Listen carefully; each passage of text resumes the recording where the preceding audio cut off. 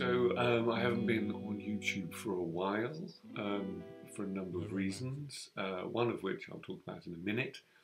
But in terms of the stuff, the first stuff is that I began to write again for those who are interested. I have started both a non-fiction piece and a novel. Thematically, they are linked. The novel is about as different as anything I've ever written before, I think. It is a very condensed and super distilled piece. It's unlikely to be longer than 40,000 words, and it's going reasonably well, so that's good for anyone who cares. Secondly, I'm going to share my current reading, which is been quite overwhelming, actually. I've read a lot since I've last done a YouTube video. And then thirdly, I want to talk about the fact that the prize that I founded, the Republic of Consciousness Prize for Small Presses, we have now started a podcast, and it's going to be, it is on SoundCloud now. I uploaded it this morning, but I'm going to upload it here as well. And in order to make the podcast work financially, because I have contributors, we are using the kind of crowdfunding sources that we've used over the past couple of years, the shortlist, long list, winners, etc., as a way of funding the podcast and funding the prize and funding the prize fund. And we're going to do that on Patreon, and so that's already, the tiers of Patreon, if you're aware of it, are already there. So if you want to help us fund the Republic of Consciousness podcast for small presses and the Republic of Consciousness prize for small presses, go to Patreon and see how generous you'd like to be and stuff that you will get from us. So that's that. Okay, books. A lot, actually, so I'm going to go through it rather swiftly. This is Whatever Happened to Modernism by Gabriel Josipovici. I'm about halfway through, and it is an absolute joy. It is so delightful. He is so he's so lucid, argumentative. His arguments are wonderfully straightforward. It feels like one thinks about modernism in a particular way and knows what modernism is, but could never write a book like this that makes you go, of course, not only did I think that, I now think it anew and in a fresh way. So anyone interested in modernism and literature, and he's kind of atemporal. For him, modernism is not something that happened in the fin de siècle Paris or whatever. He goes back to kind of late medieval and Renaissance painters and Cervantes in Don Quixote, whatever. But other than that, it's just a marvel, really is. I'm going through quite a serious Karl Popper stage. So I read a short essay by Brian McGee on Karl Popper, and I actually haven't bought the key text, which is about defining falsifiability in scientific investigation. But what I am reading at the moment is objective knowledge, which is how he divides the kind of phenomenological world into World 1, World 2 and World 3. And World 3 you'd think would be a kind of progression from World 1 to World 2, but actually not. It's a kind of integration of 2 and 1, which obviously makes no sense without understanding what they are. But I'm finding it hugely persuasive. I am then just started reading the rather large The Open Society and Its Enemies, his huge disquisition on society that he wrote during the Second World War in Vienna. Already left Vienna by that point, maybe he was at the LSE in London. But essentially this is a very long critique of Plato and his notion of the closed society, and then of Marx. Now, Platonists think he's really down on Plato, and Marxists think he's got Marx wrong. That is not the case. What he is critical of thinking that he believes is hugely valuable. It makes a difference. I mean, I think Aristotle said, an intelligent mind can entertain an idea without necessarily accepting it, and that's what he does. That's part of the Popperian philosophy. Is you go with an idea, you give it every bit of, you take everything that's positive from it and you move with that until finally something doesn't work, and then you move on from that point.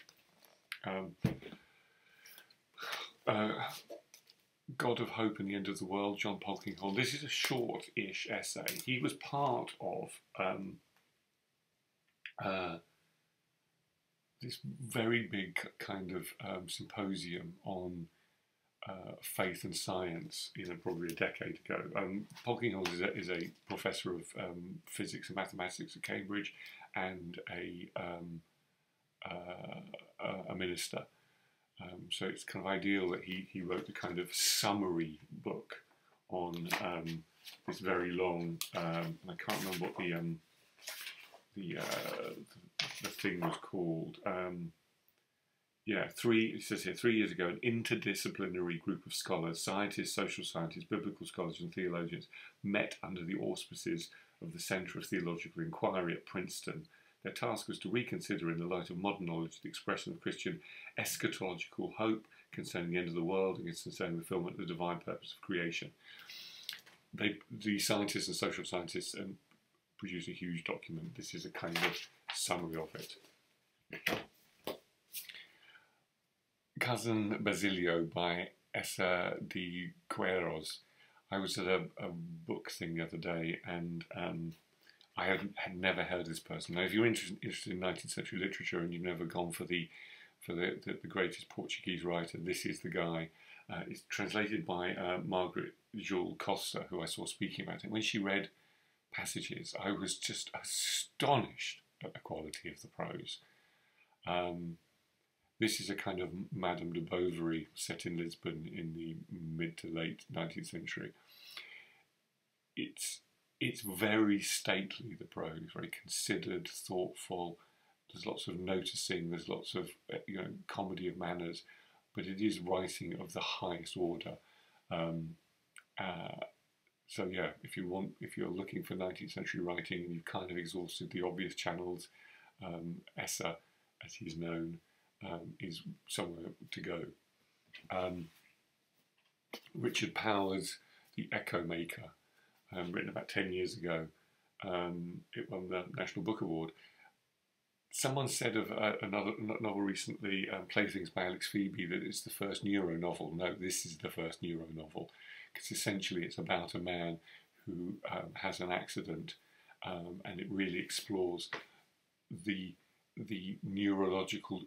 what neurological damage does to our person and sense of self. And it's about a particular neurological problem where people simply cannot recognise those people that they are closest to.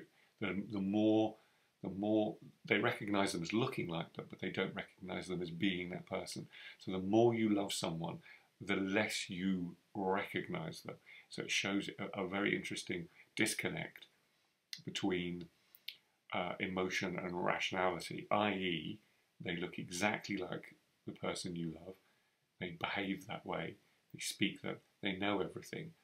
So rationally you would say, well, of course that's that person, but there's been an emotional disconnect, and what is really, really key, why this idea that we're kind of Homo economicus, we're super rational beings, it is the lack of that emotional connection, which means that you see somebody go, every piece of evidence suggests that they are the person I love, but there's an emotional bit missing that means I think they're an imposter.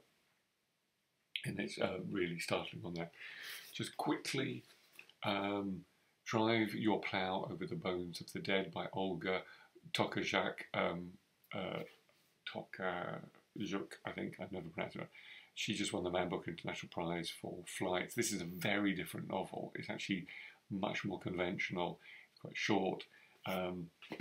Even though someone would describe it as a crime novel or a sort of noir novel because deaths happen, actually it's just a novel about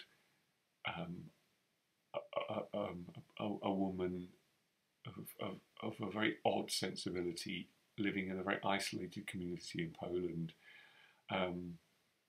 having a relationship with nature and animals that means that actually she's becoming kind of more isolated from the kind of human condition, and it's a brilliant example of what one can do with first person narration and create a kind of really full rich character.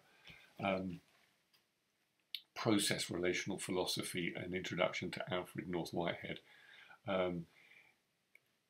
There's some quite cloying passages at the beginning of this, but when it actually gets into how process philosophy works, it's very useful. The reason it's very useful is because Process and Reality, Alfred North Whitehead's seminal work from 1927, is impenetrable.